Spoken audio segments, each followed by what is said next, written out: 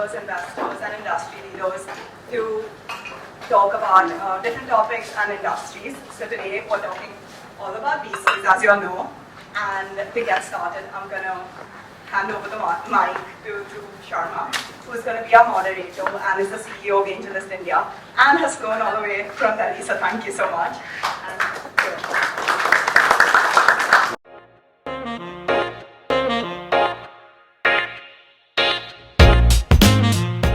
Wow, that's a lot of us. So maybe I'll start by thanking Janvi and Breaking Uneven for bringing all of us together.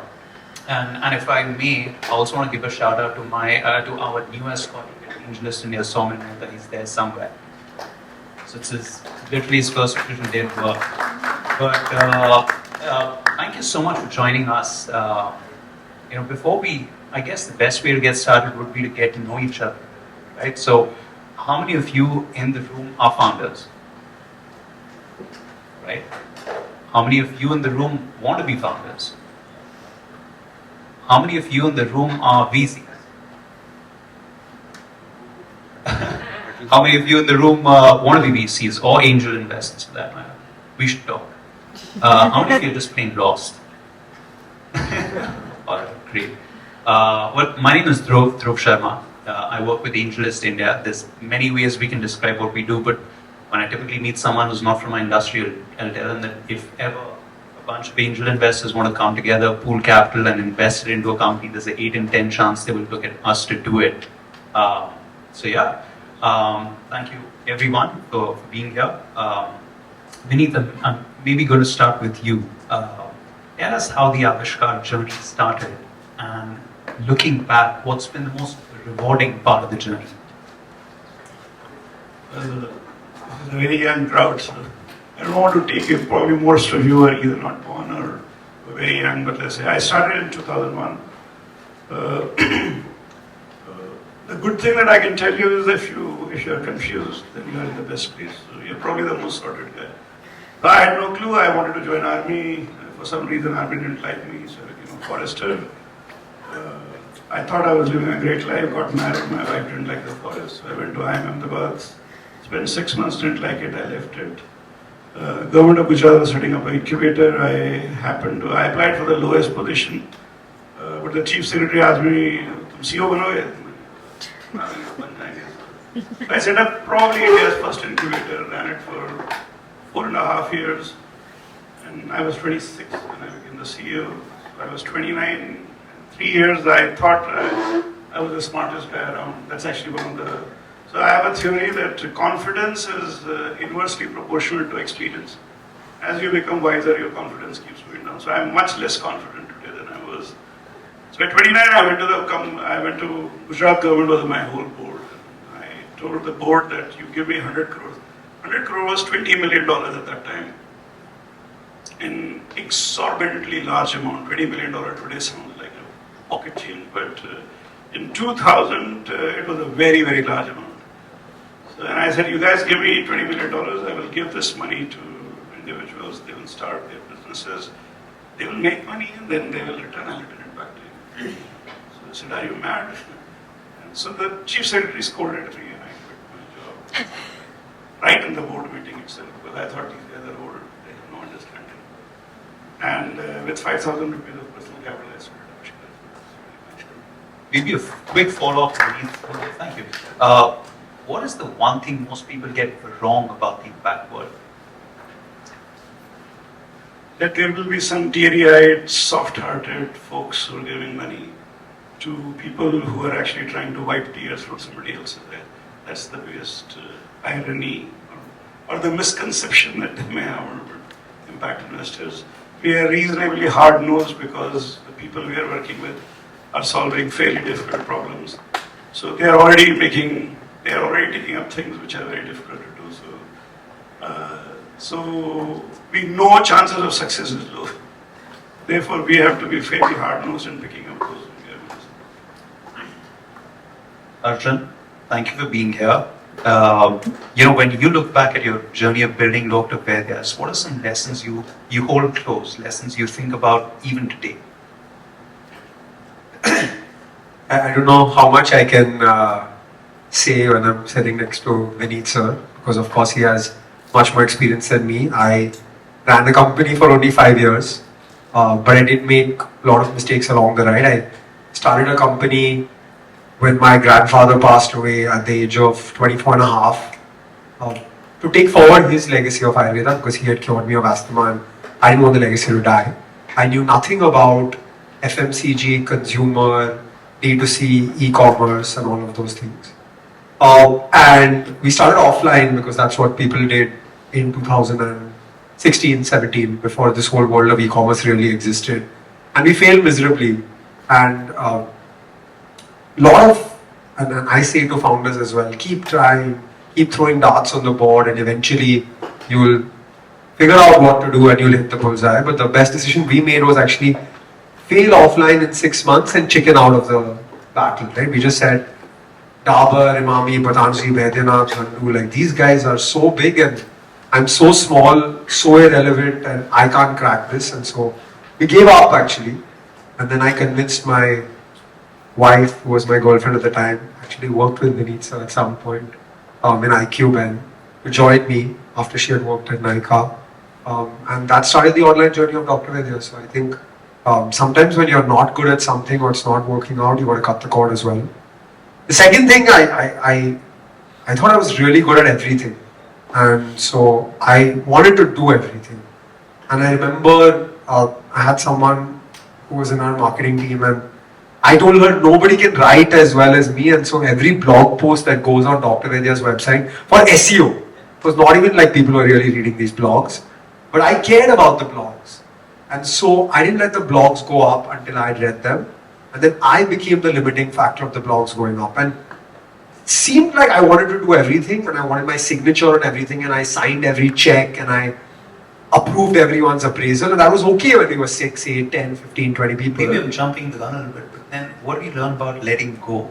Yeah, so actually I wouldn't even add so much philosophy to say letting go. More just have the guts to hire a team that compounds, and in certain cases also hire people who are better than you at certain things. Now, I can say I did reasonably well with my company, and as a CEO I did a good job, and we created value, and our team did well, and our company grew. But I wasn't the best accounts person in my company. I wasn't the best ops person in my company. I wasn't the best guy at sourcing herbs. I wasn't the best guy at creative strategy, and I wasn't the best performance marketer in my company. And so you have to have the guts to hire those people to do it better than you. I would say that's lesson number 2. And I think lesson number 3, which I didn't do well enough, but eventually my wife pushed me to do it, was, see, as entrepreneurs, when you see opportunity, and we love to see opportunity, you want to take everything, right? Because why not?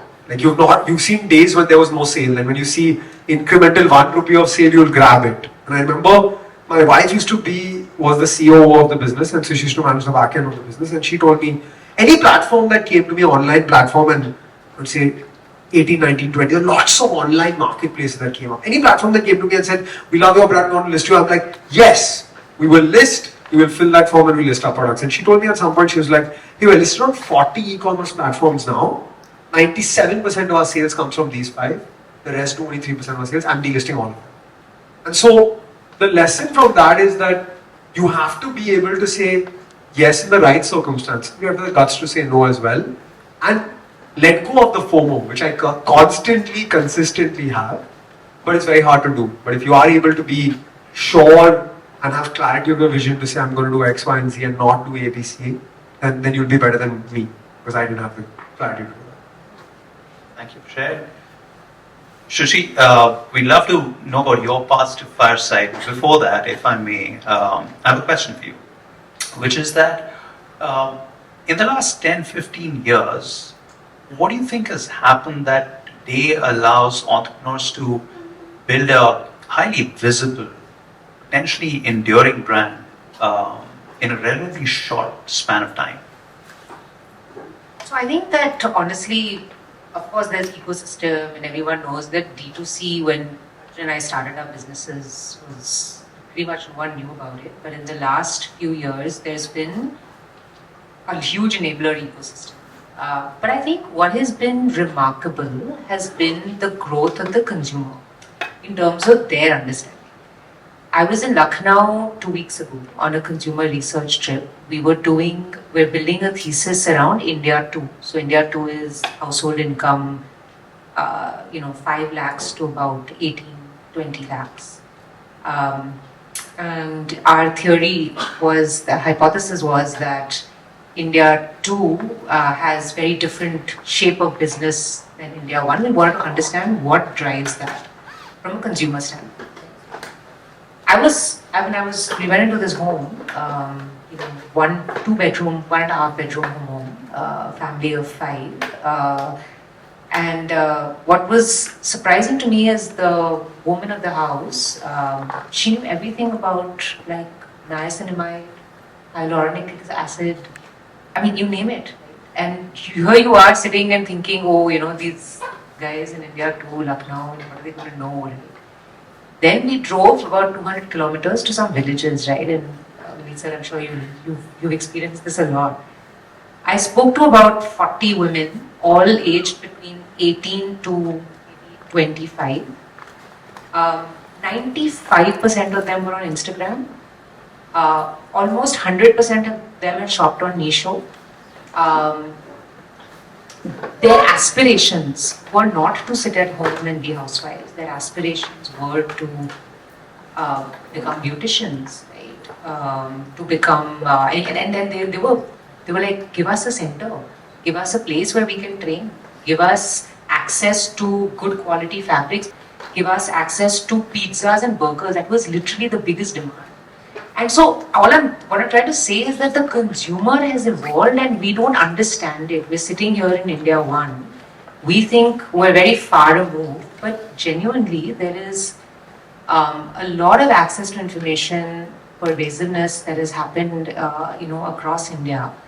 And I think as founders, as this whole entire ecosystem, I think opportunities are everywhere. It is up to us to open our eyes and see and understand how to do business differently here, right? It is not a question of, okay, I can just take a playbook from India 1 and apply it to them. It's a very different way of working. I think that has been the biggest, I would say, evolution. I think we give very little credit to consumer, but they've really evolved. And your path to Fireside. Yeah, and I think, I've loved the consumer game since the day I graduated from undergrad. I went to NYU for my undergrad and came out of it and joined Unilever, which is, I think, the biggest sort of training ground for consumers. That was, my first experience understanding, and I think I loved it so much that, I wanted to stick on, but I come from a family business, so my dad was like, hello, who's going to, do this? So I was, emotionally blackmailed into joining that for about 5 years. And but I think my heart was always on the consumer side. I had a very hard conversation with him back in, I think it was 2009, and I told him that I want to move on and do something on my own. He was very understanding, but I had no clue what. So like cluelessness, I totally get that feeling. So I said, let me go back to business school. Went to Wharton. Did this was a time when D2C in the US was much more evolved than here. So there were new business models like Warby Parker had just started. A lot of these new age brands that we all know today were fairly evolved back then. And just got some amazing hands-on experience there. Worked at, interned at some of these companies. Came back thinking, what can I do? And I started my own brand. This was in 2013. Again, no enabler ecosystem, nothing. Like no Google Analytics hadn't even started then. So I had no clue how to do anything, but somehow hustled my way. In 2017, Kaval, who I had met through a very dear friend of mine, unfortunately he's not with us anymore, Rohan, he introduced me to Kaval. And I met Kaval, and Kaval invested in Pippa Bella through his first fund. That's how my relationship with Fireside started. 2020, we sold that business to Nykaa. So we sold the brand to Nykaa. I moved to Nykaa for about 2.5 years. That was a great journey because they were just going public. So got to see that whole that journey from being a startup to being a post-IPO company. And then somewhere deep down felt that my heart really lies in early stage and again working with consumers. So Kamal and I just met for dinner one evening in Bombay and told him my aspirations. He said, "Listen, why don't you just join us?" I had only taken one VC course at Wharton, so I had no idea what anything to do with investing meant. But again, I think dove into the deep end, and frankly, being a founder turned VC has been an advantage. There's been a learning curve, but there's been a big advantage as well in terms of understanding the entrepreneurial journey, respecting it deeply. So I think that's been my path. It's about 2 years in now and loving every minute of it. Sure. Purva, what do you love about your job at Blue? Okay, so I'll have to give a bit of context to first answer that question. So I'm an engineer MBA consultant, as typical a profile as it gets around here. Worked in Big Four for around 6 years.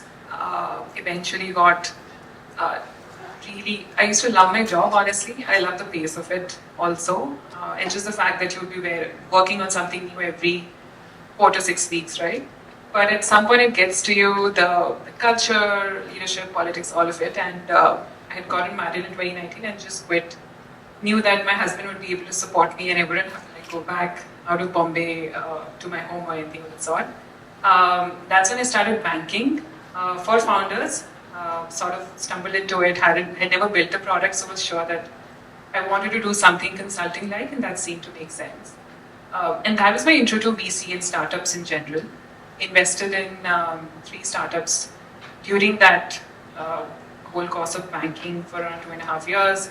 Pooled money with friends and invested in 3 pairs of founders whom I really liked.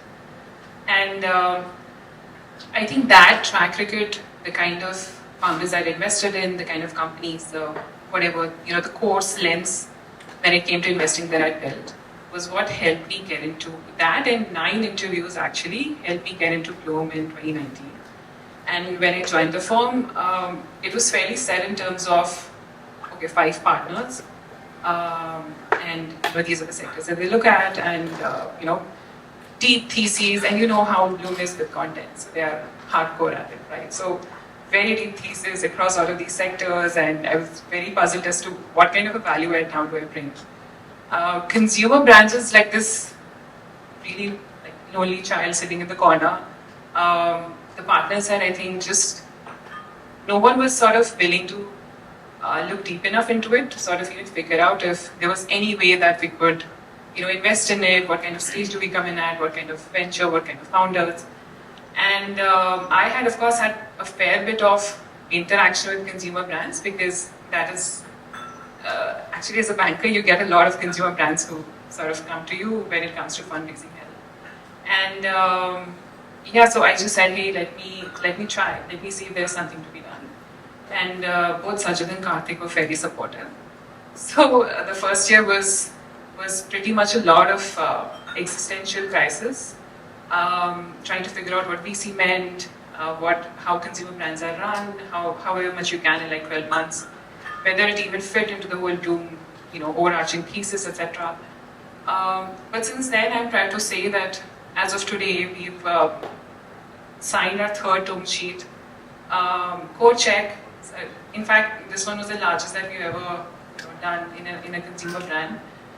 So I think the thing that I love most about my job is the fact that I get to sort of build this sector and the whole thesis thinking around it, and in some ways you become like this expert at it, right? Because even the partners do not have as much bandwidth as you to go really deep and to talk to 200 founders a quarter, just to sort of build your own knowledge and your own lens and your own criteria around how you want to invest in it, how they should grow. Just spar with them every month, maybe every couple of weeks. Take those midnight calls and sort of help them think through problems. So yeah, I think that's my favorite part. Just the fact that when it comes to consumer brands, I can just very proudly say that I've had a of course, not to take anything away from all the mentoring and support and sponsorship that the partners have given me. But yeah, it feels nice to know that I actually helped a firm like Bloom build a sector. Sharing. You know thank you. So what Shirji was saying earlier gives us an idea, when you spoke about Lucknow and places around it. So we heard from you, but I'm curious, so for instance, this evening we're sitting in this beautiful venue, we're in Mumbai. You guys travel for work all the time and to far-flung places. I'd like you to tell us some stories, right? Stories, not statistics, of founder growth, of what you've observed and learned about how people think, how people earn, how people save, how people spend, how people invest. Yeah. That's a lot of different things, so I'll try to answer. Look, I think we are fortunate as investors to get to meet some of the coolest people across shapes, sizes, ages, sectors, segments. I think the one thread that goes across all of these people is they really, really care what they're doing, and they will put everything on the line to do this. Right? So I'll tell you a story from yesterday. I met this founder, and he said he had met me once before, and he had come to my house for some meetup, or some B2C founders meetup, but we didn't get a chance to speak properly. And he had a backpack, and he was a young guy at some event that was hosted by a VC, and he said, "But I want to talk to you when you're free." And towards the end of the event, he came up to me and he said, "Look, I run a brand called Ho Bindas." I said, "Okay, what is the brand?" And he said, "I've been running this apparel brand for the last 3 years, and it does men's bottom wear." And I said, "Okay, great." And he's like, "I've been selling and I'm doing all of these things. I have no formal education in e-commerce, and I come from a place where there is no e-commerce, or nobody knows anything about e-commerce." I said, "Okay, where are you from?" And he said, "I'm on the way to Alibag in a place called Pain, and I just got really inspired by seeing all of these guys online talking about D2C and e-commerce and stuff like that. So I self-taught myself how to build a Shopify website. I figured out a factory in Bombay that can make this stuff for me, and I just launched this brand, and I've been killing it. I do like 2 crore a month." And I said, "Okay, but you live in Bombay now?" He's like, "No, I live in Pain, and I'm going to go back home today, and nobody in my social circle, locality, or around me knows about e-commerce, but I'm doing this." And then this evening, someone came to pitch a B2B business in the fashion space that makes clothing for other brands, or makes apparel for other brands, and he showed me this one brand called Young LA, and he said, "By the way, this is like this a brand that we're manufacturing clothes for, and it's a brand in LA, and they do 100 million in sales." And I was like, "Okay." And he's like, "Can you guess who the founder of this brand is?" And I said, "No." He said, "He's a dude from Punjab who manufactures the clothes in Jalandhar and ships them to LA and puts some cool numbers on it and does that." Right. So I think that the amazing part of being an investor is opportunity spotting. I'll talk about one more really inspiring story on a founder story. Right. So I've been doing this now for not so long. This is my 3rd year being an investor. My first ever company that I invested is in a company called Cuckoo FM. It's probably it's going to be a great outcome for us. It's grown 100 times since we invested in all of those things. But I remember getting on a call with the founders, and I knew Cuckoo FM because 82% of our customers at Dr. Reddy's were outside the top 10 cities. And so I used to host an Ayurveda podcast on Cuckoo FM, where I'd give one Ayurveda tip every day in Hindi on the platform. And it had a lot of traction and a lot of views and stuff. And then I happened to get this deck for this company, and I spoke to them. And the founders, each of them come from tier 3 cities in Rajasthan.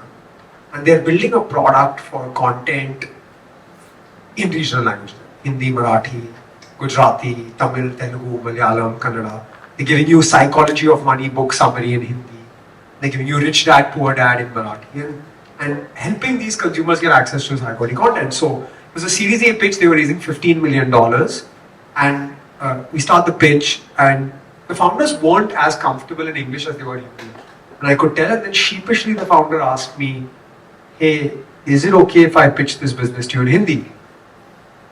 And I said, absolutely, like you're not selling any English products, feel free to pitch the business to me in Hindi.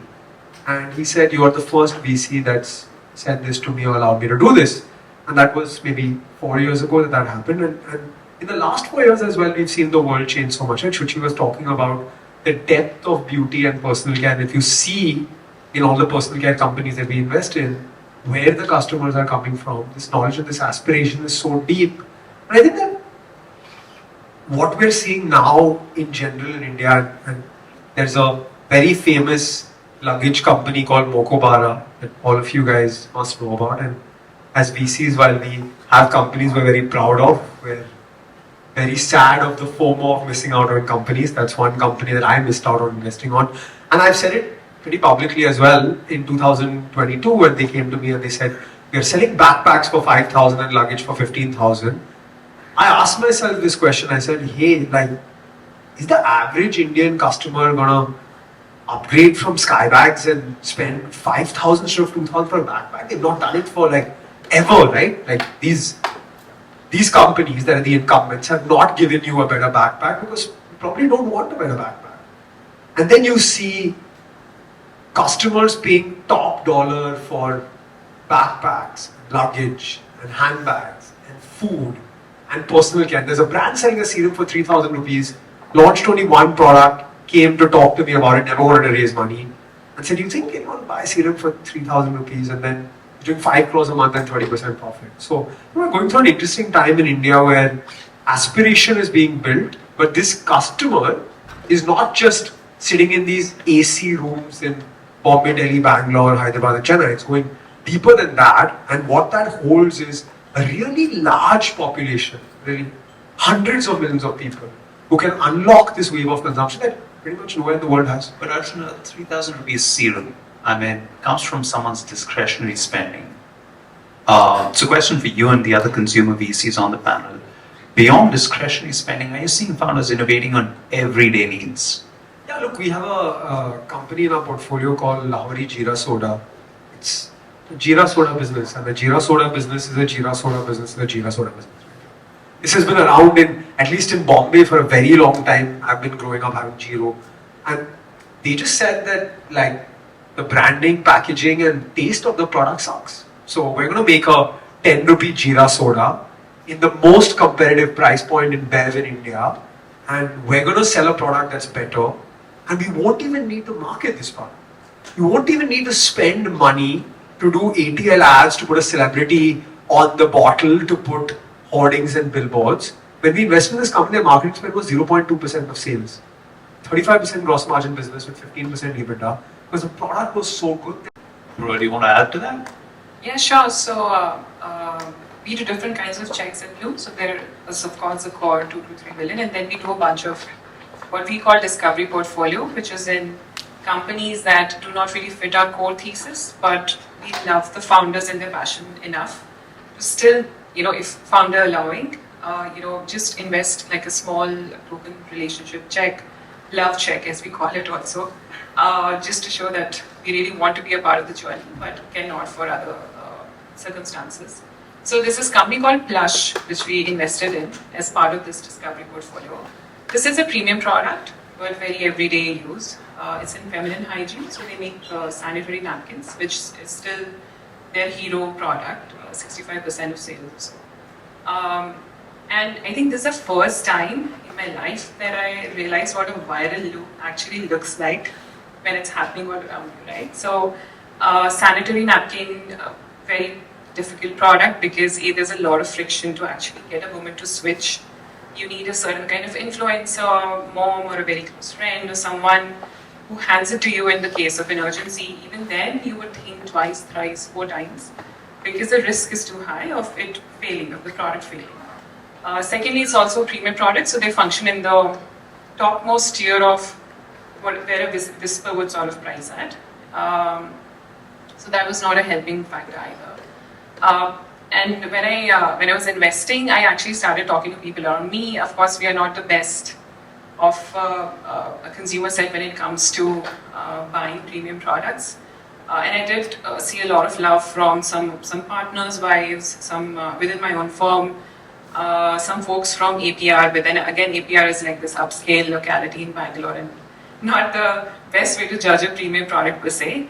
Then I started seeing another trend. So there's this anecdote that I love, which is about a first cry customer, a first cry employee, marketing team, I think lower than say mid-management. And this woman tried Plush for the first time. Eventually ended up handing it over to another colleague when she needed Plush, who then started using and handed it over to another colleague. And eventually, over time, 19 women in that team were all Plush customers, all very different income segments. The reason being very simple, the product is fantastic. So it's not Indian manufactured yet, but they have put in their whole soul into building that one napkin, and it clearly shows really well, right? And that you're always debating whether some product is too premium for the larger masses to sort of buy it. But then that was the first time that I realized that if the product is genuinely so good, and if the founders have genuinely put in that much love into it, love, effort, and genuine quality into it, it can actually break a lot of those pricing barriers and for such a tricky category as well. So that remains my favorite story when it comes to everyday. Like that was a D2C moment for me, honestly. Vineet sir, I'm sure you have many stories, but you have to pick a few and tell us. I have made 90 odd investments, so it's very difficult to actually get into the investments, but I'll avoid D2C. Oh no, not about D2C at all, but back to my earlier question about when you step away from Bombay and go 200 kilometers deep, what is not I done? think the India of today, very simply put, when I started out, there was a pyramid, and C.K. Prahlad came up at the bottom of the pyramid. From an aspiration perspective, the pyramid is flat. So everybody in this room have the same dream that a child sitting in Devriya has very interesting this thing. Everybody has the same aspiration. However, the pyramid of resource and pyramid of exposure continue to stay. So if you're sitting in Devriya or Ghazipur or somewhere in eastern UP or remote part of Rajasthan, while you have heard about it, you know about it, you want to become a billionaire like everybody else, you want to build unicorns. Your ability to compete with somebody who is coming from the ecosystem, let's say Bangalore.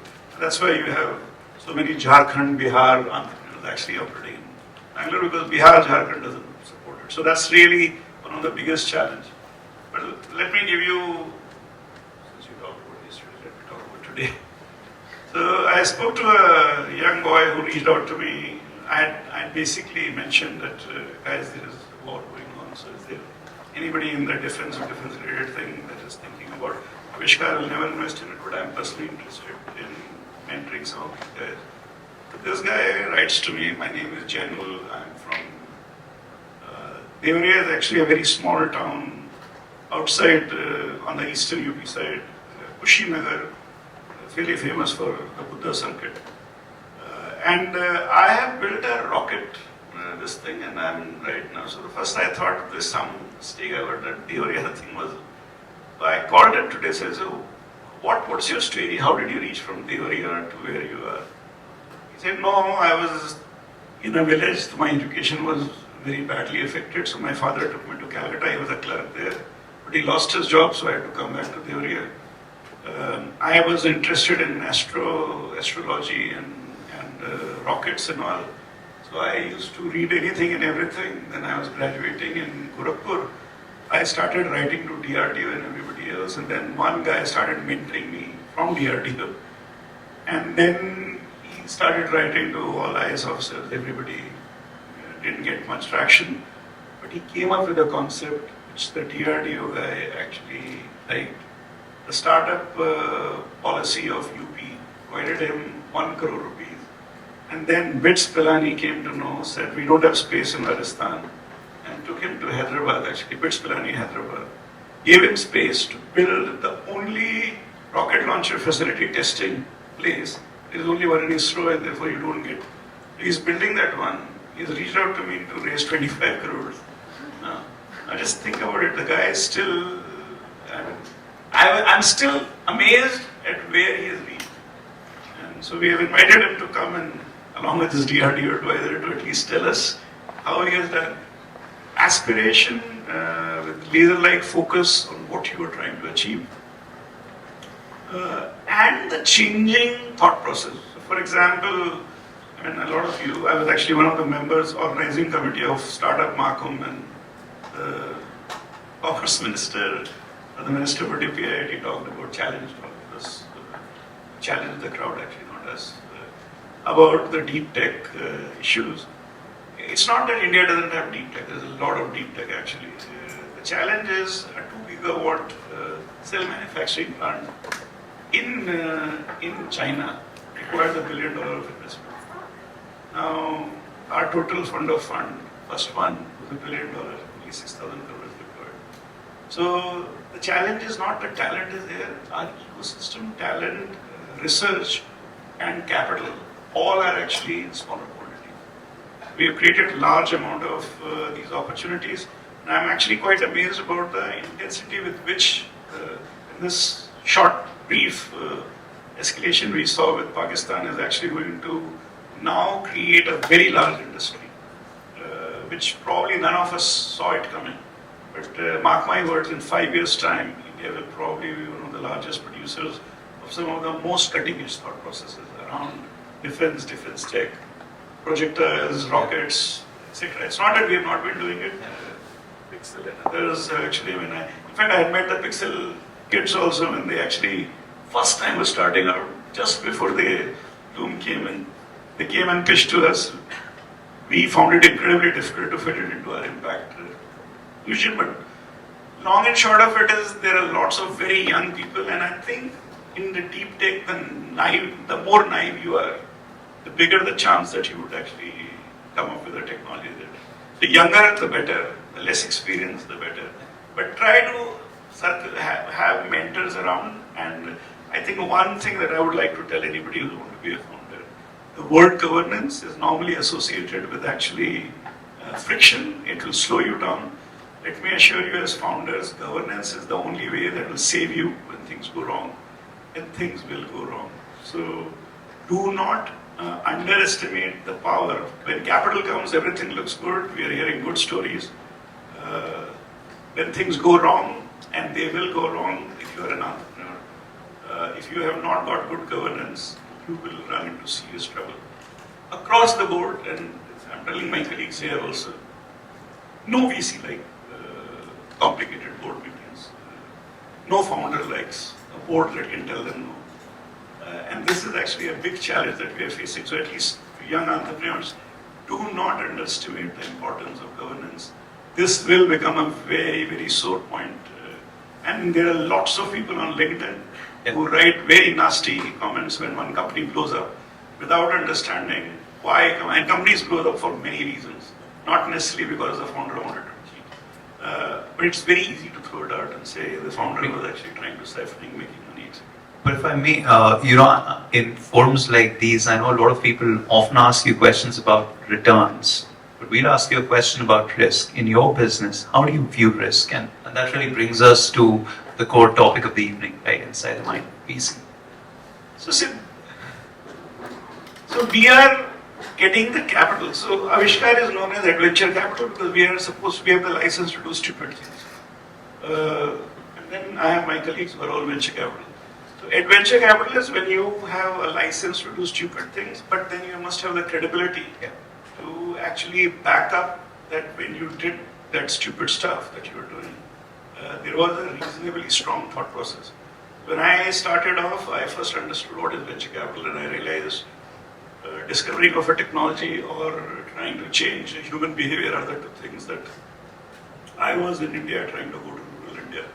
So I said, okay, I'll not do either of the two things. I'll try to build a business that is pretty much creating jobs and livelihoods where people live.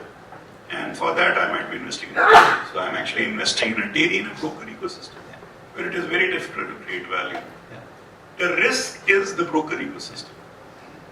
The capital is actually going to, so I should provide enough capital for the entrepreneur overcome that opening. And that's what we do. So we over-invest actually. Generally, if somebody asks me 5 crores, I normally give 15. Yeah. Partly because I know that when they're asking 5, chances are by the time they go out, and in today's India, the money burns faster. There are some of these challenges that we see. So risk is actually, when you look at risk, a young person coming to you saying, I want to change the world, is a very risky statement. Yeah. Capital is going to help that person Yeah. deal with all the uncertainties that come. But then the mentorship that has to go along, and that's really why we sort of try to support as much as we can. Our job is to be very aware that the entrepreneur is going to put the driver in the car. Our job is to be, as the navigator, keep telling them, oh man, if you're going to drive this fast, we are going to have an accident. We will allow small accidents to happen. It's not my job to actually, because I know he or she will learn during the process. But at times, when we see that they will break their neck, we have to take drastic measures as well. So we have never hesitated in taking strong action if we feel the entrepreneur will break their neck, not their finger or two. I'm fine if they break their finger and know that I will teach them how to correct it. That's really how you see risk. Risk has to be managed. But risk is part and parcel of what we are given money. Thank you. So let's switch gears a little bit. Shushi, if say there's a founder here, sitting here, and she wants to build a global business from day one, in your mind, what should be some early choices she should be making to build that business? In India to global. Yeah. See, I think first, I always start with understanding consumer insight. I think that's my first advice. Where are you building and do you understand that consumer? I think often sitting in India, that's very difficult to do. We have a few India to global businesses, Badam Tea, which sells, and Bala, incredible founder, spent a lot of time in the US to understand the consumer. So I think that is one. I think second, what is your alpha? Like, is there a manufacturing alpha in your business? Is it just, is it in India to, are you exporting something Indian? Like, is there an India story to what you're exporting? So are you exporting brand India? Or are you just leveraging low cost? Which are the natural markets for Indian entrepreneurs to export to, and which are some new markets that are opening up? I think interestingly, Africa is emerging to be, we're seeing some companies wanting to export there. I think US, UK, I think Europe, all of those are, good markets. But I think Southeast Asia, yeah, I think, I think only thing on Southeast Asia is it's hard to compete on costs. So, in terms of manufacturing and where, I think China has won in a lot of markets, especially in Africa, where we're seeing that can India compete on, similar, areas. So, but yeah, I think there's opportunities in a lot of places. We're actually super bullish on India, right? So, you ask us, like, if this founder came to us, and the first question we would ask her, honestly, is why aren't you building for India? I think while of course, it's not that India to global businesses cannot do well. I think it's just understanding the consumer there is very different, understanding the alpha and all of that. Yeah. So, and plus now, this whole trade war which is happening globally, there's a lot of uncertainty in that. So, I would say robust consumer economy in India. Yeah. While I will not discourage anyone from going over borders, but really that would be the first question I'd ask. Yeah. So when FMCG execs talk about a slowdown, how do you think about that? Is there really a slowdown, consumption slowdown? So we are not seeing it. Yeah. I think I think there's early stage and then there's of course your mature stage. We're not seeing any slowdown on early stage. I think honestly there's a lot of adoption. I think FMCG large incumbent players are seeing it probably because they have not built strong innovation engines to combat the fast pace at which the consumer is growing. So I'm just saying that, it's, I think there is opportunity. And I think today, I don't think it's difficult to build a 100 crore brand at all in India. I think it was 7-8 years ago. Today, so many brands are getting there. Enough of a ecosystem. So, slow down. Yeah. But you said two things that were super interesting. One was consumer insights. So again, let's open the question up to the entire panel. When you guys frame an investment decision, when you make an investment decision, you obviously weigh a whole bunch of different considerations. Give all of us a sense of what goes into making that decision. How important is the founder, the consumer insight, the market? What else do you look at? Why do people say storytelling is important? How important are the numbers? Look, for me, I think it's, at least at the stage I invest, which is very early, it's really dependent on the person or the people I'm investing in, because there could be changes in the pathway, but there cannot be change in the person that I'm making the bet on. So 50% of my decision would be on who's the founder, why do they have a right to win, and why will they fight through tough times. They have to have a real purpose behind what they're building, because there will be cycles and there will be tough times in every journey. What people don't talk about and what annoys founders and annoyed me a lot as well is this term that VCs keep throwing called TAM. Like, it used to piss me off as a founder, but now I'm on the other side and I look at TAM. And the reason I look at TAM is because we were investors in a company called Sula, and Sula did very well. But Sula had like 50-60% of the wine market. And so at some point when they hit scale, the business grew as fast as the wine market in India grew.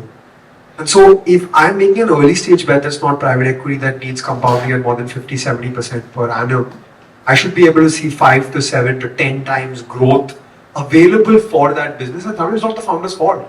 The market is just not there, it's not there. Right? And certain very premium luxury categories in India, we may see it in our AC rooms, but those size of markets are not there. So 20% of my decision would be on, is the market allowing the business to be able to grow? And then the last 30% would be on the numbers, which is the revenue, the gross margin, the growth rate, the bottom line profile, how it looks, what's the team. But 50% founder and 20% tap. Sure. And Arjun, how do the exit pathways for a consumer business change as it goes from, say, 100 crores in top line to 500 to 2,000, and of course there's a wide space in between? Yeah, I think actually, interestingly, once you cross that 500 number, your exit pathways reduce. Because there is not so many people with appetite in India to put more than $300-400 million to buy something. And so, it's a call you have to take at that time. I think sometimes VCs over-philosophize and start thinking about this kind of stuff too early, and I've had discussions internally in our team where a company is doing 50 lakhs a month and we're talking about what happens at 200 crore. I always say that, yeah, let's get there, then we'll solve that problem. But I think the one thing about Indian market in general, we're seeing now Unilever having the guts to pay 3,000 crore to buy a Minimalist. That appetite is still coming, and so once you cross that 500-600 crore revenue mark or 1,000 crore revenue mark, you reduce the opportunities of a strategic or secondary sale, and then you leave yourself with the IPO pathway available. So that's the only thing I'd comment on exits. The rest, honestly, there's lots available. There's lots of appetite. And honestly, as Shuchi said, the legacy companies have seen what's happened in the last decade, and they are paranoid now about what's happening. And D2C companies are being discussed in their board. Apurva, you've been a banker. Would you like to add to this? Sure. So, the investor I was during that time was a very different angel investor. When I joined VCs, when I realized that VC is a completely different ballgame, right? And we are a generalist fund, so we invest in everything from a pixel to a purple spinny, now brands, edtech, etc. So when I started consumer, the only exit case that we could probably make space for, and we literally draw that projection for every company that we invest in, was an IPO. That is essentially the company getting to like a 500, 600, maybe 1,000 crore sort of a number within that 10-year period that will be at least the 10-year period that we would definitely be invested in, if not for longer. And yeah, so that's literally the only case. And if we can't make that case, the deal doesn't happen, right? Because the risk and reward appetite can only, I think it was more because we raised like a $290 million fund, which gave us enough room for there to be a small corpus which could be invested in something with a lower risk but also lower reward profile of a consumer brand that we could even invest in, say, consumer brands at all.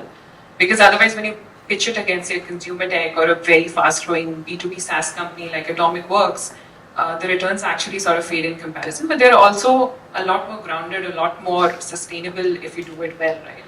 So I think IPO is the only exit that we look at, and then we sort of reverse engineer from there and figure out what is this founder persona, and it's always founder first. What is this founder persona who can actually build for that long, slog for that long, and it's such a difficult ride to get to that sort of an outcome for say 10 years. It's actually a point that we write. It's a defined table. And one of the points there is ability to build long term, right? So it's all very founder first. Apart from that is, of course, a lot of their willingness. The fundamentals that they want to build the business on, how sustainably in terms of margin structures, how product obsessed are they. All of that impacts the decisions a lot. Market, yes, is I would say the remaining 50% founder, 45% market, because I need to be super opportunistic. I get like 3-4 investments per fund cycle, so I need to make sure that they are in very, very naturally large markets. 5% would be that storytelling part that you were talking about. So are all the founders that we have invested in really great storytellers? No. Are some of them really great storytellers? Yes. Did we know when we invested that some of them weren't? Yes, of course we did. But then we also feel like that is one area that we can actually maybe help improve the founder and help them understand what a VC is looking for, how to pitch, etc., over time, right? So that's more like a development area, the ability of the founder to sort of raise an next round, reach out to VCs, speak that language that makes it easier to, translate the story if nothing else. It's not a deal breaker for sure, but we do look at it, we do consider it and figure out how to weigh. Vineet sir, maybe one, I do have one question for the end, but one for you. Have you ever thought about things that, fast scaling tech entrepreneurs could learn from social entrepreneurs and vice versa? And are there actually forums and interactions that enable that? Lots of tech entrepreneurs doing social. Yeah. But so Avishkar does not do social per se. Right. Because every business is social. Yeah. I have been searching for an anti-social business. So technically, what any of us do, we qualify, we create jobs, livelihoods, etc. But each one of us frame a thesis. Yeah. Those theses is what you ultimately follow. Yeah. So we'll look at climate tech, we'll look at deep tech, we'll look at everything, but we will then try to see how does it actually solve a complex social problem. Yeah. Green hydrogen is as deep tech as it gets. So how do you actually come up with a new technology that essentially brings down the cost of green hydrogen so that India can produce it? Now that's as social as it can get. So, or climate for that matter. I think just adding on to the, what is it that you actually try to invest on? So founder, it depends on where you are. So if you are actually at 0 to 1 stage, then of course founder, their vision, and the market becomes the key. As you go, and because Avishkar does 0, it also does pre-IPO, I've done everything. So depending on where you are going, you actually start changing your thesis and it becomes more and more. Private equity is, you can't take failure. Venture capital is, somebody should actually give me 100x. That's really how the game changes. But when you are actually, when you're done all this and you're trying to, I lost the train of my thought. Yeah, I think it was about risk versus reward in private equity versus venture capital. So private equity is actually stuck at around, it's looking at nothing, losing nothing. Yeah. Because you're putting large amounts of capital. You want your capital to compound. But they are willing to take a steady return to ignore massive growth. Yeah. The venture capital is all about growth at all costs. And what we are trying to do is because I am dealing with vulnerable customers at the end of it, I cannot have growth at all cost mindset. Right. Because if it is growth at all costs, then my customer or my consumer who's coming from the vulnerable side would actually be left high and dry if the company fails. Even though I know two companies can actually deliver. So we are looking at private equity kind of results while doing it venture capital. That makes impact investing very challenging. From an exit perspective, the only other thing I want to say is, because we are talking about 8 years' time, India has changed so dramatically every 5 years that when we are investing, we have to actually imagine if this company will be relevant in the 6 years, 7 years from now. And that is probably one of the biggest problems that I have seen, because I have been investing since 2001. India has almost changed 6 times in that period, which means everything I thought in 2001 was relevant is completely irrelevant in 2012. And what I thought in 2012 was relevant is completely irrelevant in 2025. That ability to predict what will happen 6, 7 years down the line is really the biggest challenge that faces us. A lot of things that we believe in is going to happen, whether it is the market, consumer behavior. We actually heard in some sense what we thought, what is happening in tier 2, tier 3. I'll just conclude, we actually run multiple businesses ourselves. We service 22 lakh women in the remotest part of India. And I just carried out a survey that how many of these women, which are the poorest of the poor women, will actually have an access to a smartphone. And I was really shocked out of my wits. 72% actually had access to smartphones, either themselves or in the family. 100% have access to a phone of any kind, a mobile phone. Now that completely says, so what we see is even in microfinance, when the daughter will actually come, she would not want to go to a meeting, she will not go to a self-help group. She would probably be serviced by somebody who can actually create a virtual Facebook for her. It could be Instagram, Facebook, but the financing could be, and so therefore I keep saying microfinance will not be disrupted by a bank, it would be disrupted by a fintech down the line, and that actually is happening as we speak. It was unheard of in 2018. Nobody actually thought it is even, should even be discussed at all. It's a reality when we speak in 2025. A lot of the investing trends you took up early on have now gone mainstream. Janvi, do we have time for Q&A? You do? So let's just open up for audience. What excites you? Wearing the hat of a VC, what excites you going forward? I would say India excites me. I'm wearing head to toe Indian brands, and that was impossible 5 years ago. Yeah, I think very similar. I think I work in a fund where 95% of the consumers are women, and I think what I love is honestly seeing the narrative of women changing on the consumer side every few years, and I think that has been one of the most exciting things as a woman in VC, seeing women consumers change, evolve. It's extremely exciting. And yeah, I mean, I think when founders come to you and they had a hypothesis, that hypothesis proven right, it's such a great scientific achievement that, my hypothesis was right. I mean, I'm so happy for them. So that's very exciting. We still have time for one last question. Hi guys, great panel. My name is Anmol. It was lovely listening to all of you all. I think that the overarching consensus was that you all look at founder first, and that plays a big role in the investment decision. I just wanted to ask, are there any technical or intrinsic skills even that you think every founder should learn on their journey towards building a 1,000 crore or $1 billion company? I think I don't think there's any skill except for being fearless and learning how to be fearless. I would say in the early days, the right to win helps for sure. I think Shuchi alluded to that earlier as well. Look for an alpha, but then in the longer term, it would be deep passion towards solving the problem, even in the boring, middling days, right? Like when things are just kind of just chugging along, you got to really, really care to keep going.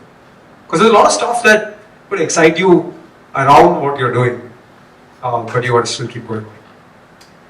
Be passionate, avoid being toxic. So generally, very passionate people become very toxic. I'll just add one, but I think prioritization in general, knowing what to prioritize first could be in terms of product, could be in terms of channels, anything. And also having kill switches when something is not working right, something is probably giving you better margins, lower sales, but just figuring out that balance and killing something that is not actually helping the business, because eventually it impacts all parts of it. So yeah, prioritization and just kill switches. Fine. And also, the founder and the team has to scale with the business, right? Some of these businesses grow so fast, it's a different company every 3 or 6 months. And so maybe, you start with what Arjun said earlier, knowing what you're good at, but also what you're not. You hire a team and you lean on that team. Those things, and you acquire a bunch of new skills along the way as well. All right, on that note, I think this was incredible. Thank you everyone again for coming this Thursday evening, and to all the panelists.